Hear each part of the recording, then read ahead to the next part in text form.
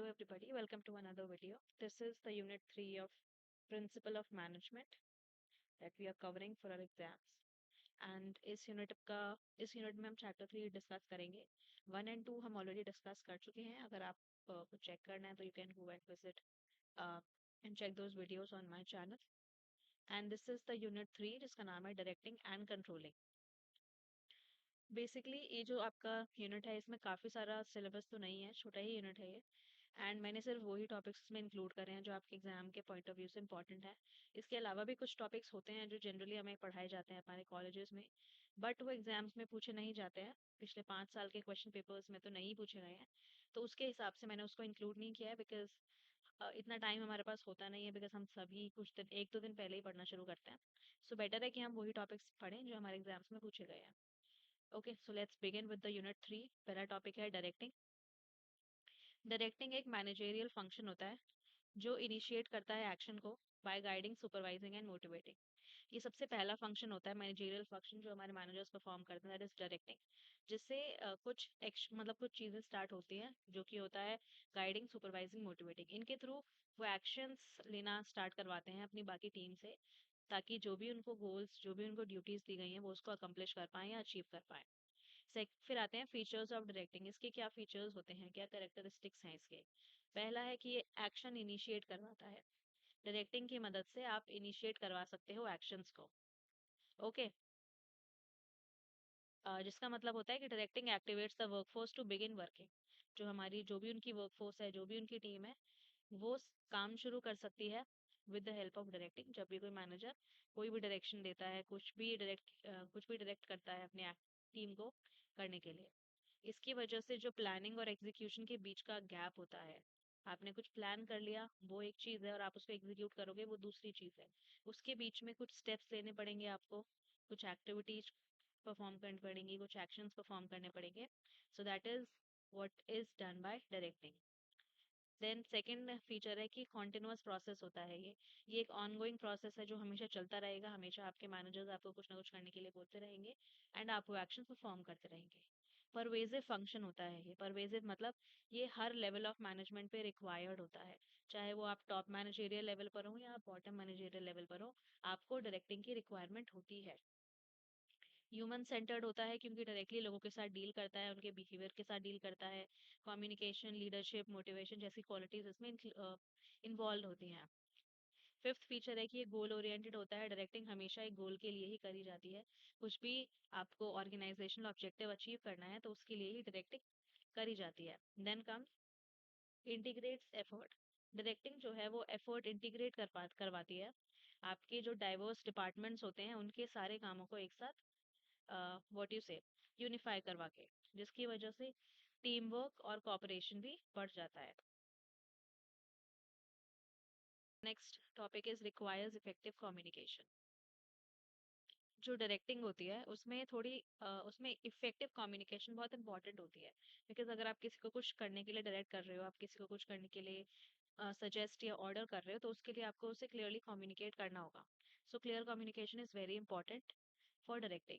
Then the next point is that it influences behaviour. Leadership और motivation के through directing जो होती है वो एम्प्लॉय के एटीट्यूड और परफॉर्मेंस को शेप करती है. उनका एटीट्यूड चेंज हो जाता है, वो थोड़े रिस्पॉन्सिबल हो जाते हैं, उनकी परफॉर्मेंस बेटर हो जाती है जब उनके ऊपर कोई डायरेक्टिंग फोर्स या कोई सीनियर होता है जो उनके काम को सुपरवाइज करता है. अब इम्पोर्टेंस क्या होती है डायरेक्टिंग की, हमें क्यों चाहिए कोई डायरेक्ट करने वाला. पहला कि उससे एक्शन इनिशिएट होता है. लोग और आपके एम्प्लॉयज और आपके work members, work colleague, team members, वो सब ऑपरेशनल हो जाते हैं, वो सब काम करने लगते हैं एक गोल के तरफ. Second point is it provides unity of direction. वो इंश्योर करती है, तब कोई डायरेक्ट करने वाला होता है, कोई सीनियर होता है, तो वो इंश्योर करता है कि सारे एफर्ट्स एक ही डायरेक्शन में अलाइंड हो, जो कि ऑब्जेक्टिव, जो ऑर्गेनाइजेशन का ऑब्जेक्टिव है उससे मैच करें. फिर एम्प्लॉयज मोटिवेट होते हैं. अगर आपके ऊपर कोई सुपरवाइज करने वाला, कोई मॉनिटर करने वाला आपको होगा, तो वो आपको एनकरेज करेगा कि आप बेटर परफॉर्म करो, चाहे वो इंसेंटिव देके हो, आपके काम को रिकॉग्नाइज करके हो, या फिर अपनी लीडरशिप क्वालिटीज की हेल्प से हो. नेक्स्ट कि वो कम्युनिकेशन भी बेटर कराते हैं. एक ब्रिज बन जाती है मैनेजमेंट और एम्प्लॉयज के बीच में जब कोई आपको सुपरवाइज या आपको डायरेक्ट कर रहा होता है. आप डायरेक्टिंग की मदद से कोऑर्डिनेशन भी इंप्रूव कर सकते हो अपने डिपार्टमेंट्स का. और आपकी जो वर्क की एफिशिएंसी होती है वो भी इंप्रूव हो जाती है, क्योंकि प्रॉपर गाइडेंस आपको मिलती है, जिसकी वजह से रिसोर्सेज वेस्ट नहीं होते, प्रोडक्टिविटी इंक्रीज हो जाती है। Then come stabilises the organisation. Directing जो होती है वो लोगों के बिहेवियर को इन्फ्लुएंस करती है, और जिसकी वजह से आपकी ऑर्गेनाइजेशन में एक डिसिप्लिन बच जाता है, और which eventually leads to stability and order in your organization. The last point is it promotes adaptability. जब भी आपके ऊपर कोई आपको व्हाट यू से डायरेक्ट करने वाला होता है, कोई आपको सुपरवाइज करने वाला होता है, कोई ऐसा इंसान होता है जो आपके काम को रेगुलेट कर रहा है, तो उसकी वजह से जो एम्प्लॉयज होते हैं या कोई भी इंडिविजुअल अपने चेंज होते हुए एनवायरनमेंट या टेक्नोलॉजी से बहुत जल्दी अडेप्ट कर पाता है। बिकॉज आपके ऊपर कोई होता है जो आपको सुपरवाइज कर रहा है, तो इन केस अगर आपको कोई भी प्रॉब्लम होती है, you can just reach out to them and they will help you, they will guide you. The next topic is motivation. Motivation क्या होता है, वी ऑल नो। मोटिवेशन अगर हमें डिफाइन करना हो तो हम कुछ इस तरीके से करेंगे कि वो एक इंटरनल ड्राइव या फोर्स होता है जो स्टिमुलेट करता है एक इंडिविजुअल को कि वो एक गोल को अचीव करने के लिए काम करे। या नॉर्मल भाषा में मोटिवेशन एक ऐसी फीलिंग होती है, एक ऐसी इंटरनल फोर्स होती है जिसकी वजह से हम एंकरेज हो जाते हैं कि हमें कुछ गोल अचीव करना है, उसके लिए हम काम करें। ओके, तो वो इन शॉर्ट वो एक प्रोसेस होता है बिहेवियर को इन्फ्लुएंस करने का, ताकि आप अपने पर्सनल और ऑर्गेनाइजेशनल ऑब्जेक्टिव्स को अचीव कर पाओ। इंपॉर्टेंस क्या है इसकी, इंप्रूव हो जाती है हमारी परफॉर्मेंस, हम मोटिवेटेड रहते हैं, बेटर वर्क करते हैं, परफॉर्मेंस इंप्रूव हो जाती है, जॉब सेटिस्फैक्शन इंप्रूव होती है। अगर आप किसी जॉब में हैं एंड आप वहाँ पे मोटिवेटेड रहते हैं, तो आपकी जो काम है वो इम्प्रूव होगा, जिसकी वजह से आपको एक sense of relief, sense of achievement मिलेगा कि हाँ मैंने आज कुछ हासिल किया है। Then comes reduces turnover. Motivated employees stay longer in companies and stay longer in organization. तो वो मोटिवेटेड है, उन्हें वहां पे काम करने में मजा आ रहा है, तो वो ऑब्वियसली उस कंपनी को छोड़ के नहीं जाएंगे, जिसकी वजह से किसी भी कंपनी का टर्नओवर कम हो जाता है। टर्नओवर मतलब एक इंसान या आपका एम्प्लॉय आपको छोड़ के कितनी जल्दी दूसरी कंपनी में स्विच करता है, दैट इज टर्नओवर। हर कंपनी चाहती है कि उनका टर्नओवर लेस हो, मिनिमम हो। So that is why motivation helps in it. Then comes encourages innovation. Motivated individuals जो होते हैं वो क्रिएटिव आइडियाज में बहुत इफेक्टिवली, बहुत enthusiastically कोऑर्डिनेट करते हैं, कंट्रीब्यूट करते हैं। उन्हें अच्छा लगता है अपनी ऑर्गेनाइजेशन में कुछ ऐसी चीजें करना जिसकी वजह से इनोवेशन आए। Promotes team work. Motivated employees जो होते हैं वो पर्सनल गोल्स पे अलाइंड होते हैं, ऑर्गेनाइजेशन गोल्स पे अलाइंड होते हैं, जिसकी वजह से टीम वर्क ऑब्वियसली इंप्रूव हो जाता है। देन कम्स नेचर या फिर करेक्टरिस्टिक्स ऑफ मोटिवेशन। उसका करेक्टरिस्टिक कैसा होता है या मोटिवेशन कैसा, मतलब नेचर कैसा होता है। अगर आपको क्वेश्चन आता है कि डिफाइन द नेचर या explain the nature of motivation, what are the characteristics of motivation, तो आप ये वाले पॉइंट्स लिख सकते हो। सबसे पहला कि वो एक साइकोलॉजिकल कॉन्सेप्ट होता है, ठीक, वो माइंड से रिलेटेड होता है किसी भी इंडिविजुअल के। एक डायनामिक प्रोसेस होता है जो eventually day by day change होता है, डे बाय डे ग्रो होता है, कॉन्टिन्यूअस होता है ये नेचर में। गोल डायरेक्टेड होता है, हमेशा एक गोल को अचीव करने के लिए ही वो एम करता है। कॉम्प्लेक्स होता है क्योंकि इंटरनल फैक्टर, एक्सटर्नल फैक्टर्स, इन सबसे इन्फ्लुएंस होके ही वो काम करती है motivation. So it is a very complex process to understand. Then comes universal. हर लेवल ऑफ एम्प्लॉय पे, हर इंडिविजुअल पे, हर मैनेजर पे इम्प्लाई करता है, वो अप्लाई करता है, ठीक। देन कम्स पॉजिटिव और नेगेटिव। मोटिवेशन आपके लिए पॉजिटिव भी हो सकती है और नेगेटिव भी हो सकती है। Then comes Maslow's hierarchy of needs. ये बहुत इंपॉर्टेंट क्वेश्चन है, ये इसके ऊपर क्वेश्चन एग्जाम्स में आता है। So Maslow's hierarchy of need. Maslow उस थ्योरी ऑफ मोटिवेशन ये कहती है कि जो ह्यूमन बींग्स की नीड्स होती हैं वो एक हायरार्की में अरेंज्ड होती हैं। ठीक, हमारी जो नीड्स होती हैं, हमारी जो रिक्वायरमेंट्स हैं, वो एक हायरार्की में अरेंज्ड होती हैं, और उसके हिसाब से ही इंडिविजुअल काम करता है उनको फुलफिल करने के लिए। ठीक, क्योंकि जो हम ऐसा नॉर्मली भी हम लोग देखते हैं कि हमारी जो बेसिक नीड्स होती हैं, पहले हम उनको फुलफिल करने के लिए काम करते हैं। जब वो फुलफिल हो जाती हैं, तो हम हायर लेवल नीड्स की तरफ जाते हैं, जो कि लग्जरी हो सकता है, आपकी इंटरेस्ट हो सकता है, आपके विशेस हो सकती है, डिजायर्स हो सकते हैं। सो this is what is called hierarchy. ठीक, तो अब हम पढ़ेंगे कि उसके लेवल्स ऑफ नीड्स क्या होते हैं, या वो हायरार्की का लेवल कैसे चलता है। पहला होता है फिजियोलॉजिकल नीड्स। ये मोस्ट बेसिक सर्वाइवल नीड्स होती हैं, जैसे कि फूड, वाटर, शेल्टर, जिसे आप रोटी, कपड़ा और मकान कहते हो हिंदी में। ये बेसिक नीड्स होती हैं किसी भी इंडिविजुअल की, जो सबसे पहले वो कोशिश करता है कि फुलफिल कर पाए। जब तक ये पूरी नहीं होंगी, कोई भी इंसान अपने बाकी गोल्स पर फोकस नहीं कर सकता है, पॉसिबल ही नहीं है। Then come safety needs. जब आपकी फिजियोलॉजिकल नीड्स पूरी हो जाती हैं, तो आप सिक्योरिटी और प्रोटेक्शन की तरफ काम करते हो। जैसे कि आपकी फिजिकल सेफ्टी, आप अपनी हेल्थ के ऊपर काम करोगे, अपनी जॉब सिक्योरिटी के ऊपर काम करोगे और फाइनेंशियल स्टेबिलिटी के ऊपर। ठीक, ये सेकंड लेवल होता है आपका मैस्लो की हायरार्की के हिसाब से। देन कम्स एफिलिएशन या बिलोंगिंग नीड्स। ह्यूमंस जो होते हैं वो सोशल बीइंग्स होते हैं, ठीक। जब उनकी बेसिक नीड्स जो कि उनकी व्हाट यू से फिजियोलॉजिकल नीड्स भी होती हैं वो पूरी हो गई, अब उनकी सेफ्टी नीड्स भी पूरी हो गई, वो फाइनेंशियली स्टेबल भी हो गए, उनके पास एक जॉब है जो अच्छी है, जो सिक्योर्ड है, एक बेटर हेल्थ है, वो फिजिकली भी बहुत सेफ है। उसके बाद उनकी जो नेक्स्ट लेवल जो आता है, उसमें वो कोशिश करते हैं कि उनके पास कुछ ऐसे रिलेशनशिप्स हो, फ्रेंड्स हो, फैमिली हो, जो बॉन्ड्स उनको बहुत बहुत एक्सेप्टेड, बहुत ही raw feel कराएं, they make them feel as humans. So that is the next level of needs in Maslow's hierarchy. At this stage motivation comes from relationship, friendship, family bonds. जब आपकी दोनों ऊपर की नीड्स पूरी हो गई, तो थर्ड लेवल पे जो आपके फ्रेंड्स होते हैं, फैमिली होती है, रिलेशनशिप्स होते हैं, उनसे आपको मोटिवेशन मिलती है बेटर काम करने के लिए। Then comes esteem needs. जब बिलोंगिंगनेस की नीड्स भी पूरी हो जाती हैं, तो इंडिविजुअल रिस्पेक्ट और रिकॉग्निशन के लिए काम करते हैं। ठीक, फिर वो कोशिश करते हैं कि वो अपनी सेल्फ कॉन्फिडेंस, अचीवमेंट्स, अप्रिसिएशन, इन चीज़ों के लिए काम करें, इन चीज़ों को अचीव करें। The last is self actualization needs. ये हाईएस्ट लेवल होता है जहाँ पे इंसान कोशिश करता है कि वो अपना फुल पोटेंशियल रियलाइज कर पाए और उस फुल पोटेंशियल पर काम कर पाए। इसमें वो कोशिश करता है कि वो अपने लाइफ का पर्पस ढूंढ पाए, वो अपनी लाइफ में पर्सनल ग्रोथ पर काम कर पाए, वो अपनी क्रिएटिविटी को एनहांस कर पाए। So this is called self actualization need, जो वो अपने लिए करता है। So this was all about the level of needs or the hierarchy of needs as per Maslow. The next topic is leadership. Leadership is the ability to influence, inspire and guide individual. ये हम बचपन से पढ़ते आ रहे हैं कि leadership एक ability होती है जिससे आप लोगों को गाइड कर पाते हो, जिससे आप एक टीम को लीड कर पाते हो। So it is the ability to influence, inspire and guide people या ग्रुप्स, एक गोल को अचीव करने के लिए। अब वो गोल पर्सनल भी हो सकता है और ऑर्गेनाइजेशन का भी हो सकता है। अब इसकी इंपॉर्टेंस क्यों है? सबसे पहला कि अगर कोई लीडर है आपके ऊपर, कोई लीडर आपको लीड कर रहा है, तो वो आपको डायरेक्शन देता है, वो आपको विजन और गोल्स सेट करके देता है। ठीक। सेकंड, कि वो मोरल बिल्ड करता है, वो आपको मोटिवेटेड रखता है, आपको एनकरेज रखता है, आपका मोरल बिल्ड करता है, आपके काम को अप्रिशिएट करता है। Then third, it helps in change. Leaders organization को हेल्प करते हैं न्यू एनवायरनमेंट, न्यू टेक्नोलॉजीज, इन सब चीज़ों के लिए अडेप्ट करने में। Fourth, it ensures coordination. जब लीडरशिप अच्छी होगी, तो ऑब्वियसली अलग अलग डिपार्टमेंट्स अच्छे तरीके से काम कर पाएंगे, हार्मोनाइज कर पाएंगे, और कॉन्फ्लिक्ट्स और जो भी उनके ग्रजेस होते हैं वो उनको सेट असाइड करके अपनी ऑर्गेनाइजेशन ऑब्जेक्टिव्स को अचीव करने के लिए काम कर सकते हैं। देन कम्स कि एक इफेक्टिव लीडर की क्वालिटीज क्या होती हैं। ये भी हम बहुत पहले से पढ़ते आए हैं कि एक अच्छा लीडर बनने के लिए आपके अंदर क्या होना चाहिए। सबसे पहले आपके अंदर इंटेग्रिटी होनी चाहिए, आप एक ऑनेस्ट इंसान होने चाहिए, आपका बिहेवियर एथिकल होना चाहिए, आपकी लाइफ में कुछ प्रिंसिपल्स होने चाहिए। ठीक, जैसे यहाँ पे लिखा है, leader must walk the talk. जो वो बातें करता है वो उन बातों पे चले। Second, confidence. कोई भी टीम लीड करने के लिए आपको खुद के ऊपर कॉन्फिडेंस होना बहुत इंपॉर्टेंट है। You should be self assured and self confident. Then comes communication skills. आप क्लियरली अपने आइडियाज को कन्वे कर पाओ, इंस्ट्रक्शंस दे पाओ अपनी टीम को, उनको फीडबैक दे पाओ। ये बहुत इंपॉर्टेंट है एक अच्छी लीडर बनने के लिए। साथ ही साथ आपको एक गुड लिसनर होना भी बहुत जरूरी है। Then comes decision making ability. आप एक अच्छी लीडर तब बन सकते हो तब आप रैशनली कोई भी सिचुएशन को एनालाइज करके डिसीजन ले पाते हो।